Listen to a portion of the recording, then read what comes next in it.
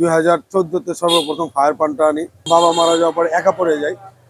তো একা যখন বিজনেসটা আরম্ভ করি তখন আমার বিজনেসে হেল্প করার জন্য আমার এলাকার কিছু লোকাল বন্ধু বান্ধব তাদের হেল্প নেই। ইয়াং জেনারেশনের কাছে আমি পানটা কিভাবে পরিচিতি করাতে পারি, তো তারপর থেকেই আমি মিষ্টি পান নিয়ে চিন্তা ভাবনা করা আরম্ভ করলাম।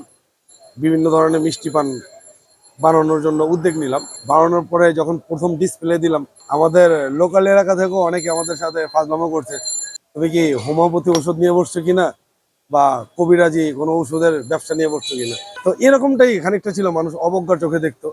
তো আলহামদুলিল্লাহ সেখান থেকে আজকে এই পর্যন্ত এসে আল্লাহ তাআলা সবার কাছে আমাকে পরিচিত করিয়েছে।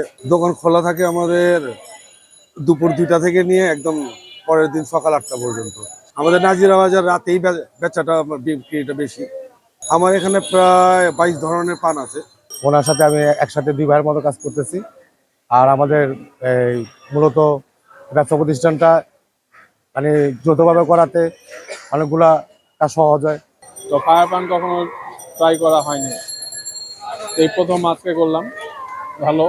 এই ফায়ার পান আমি প্রতি সপ্তাহে খাই, তো ভালোই লাগে। আমার বাসা আজিমপুরে, ওখান থেকে আমি জাস্ট এই পানটা খাওয়ার জন্য আসি।